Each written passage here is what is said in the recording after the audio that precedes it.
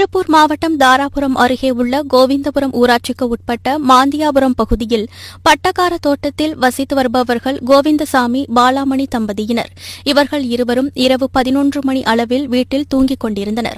அப்போது மர்ம நபர்கள் சிலர் வீட்டின் கதவை தட்டி தண்ணீர் கேட்டுள்ளனர். இந்நிலையில் பாலாமணி கதவை திறந்தபோது முகத்தில் துணி சுற்றியிருந்த 5 மர்ம நபர்கள் ஆயுதங்களுடன் நின்றிருந்த நிலையில் கதவை பலமாக தள்ளியதில் பாலாமணி கீழே விழுந்தார். இதனைத் தொடர்ந்து மனைவி விழுந்ததை கண்ட கோவிந்தசாமி அதிர்ச்சியடைந்து அறையிலிருந்து வெளியே வந்தார். இதனைத் தொடர்ந்து மர்ம நபர்கள் அவரை ஆயுதங்களால் தாக்கியதில் அவருக்கு தலையில் கடுமையான காயம் ஏற்பட்டது. பின்னர் பாலாமணியின் கழுத்தில் இருந்த நகை மற்றும் காதில் இருந்த தோடுகளை பறித்து பீரோவில் இருந்த நகைகள் மற்றும் 1 லட்சம் ரூபாயை மர்ம நபர்கள் கொள்ளையடித்துச் சென்றனர். இதையடுத்து சத்தம் கேட்டு வந்த அக்கம் பக்கத்தினர் காவல் நிலையத்திற்கு தகவல் தெரிவித்தனர். அதன் பேரில் சம்பவ இடத்திற்கு வந்த போலீசார் காயமடைந்த கணவன் மனைவி இருவரையும் ஆம்புலன்ஸ் மூலம் தாராபுரம் அரசு மருத்துவமனைக்கு சிகிச்சைக்காக அனுப்பி வைத்தனர்.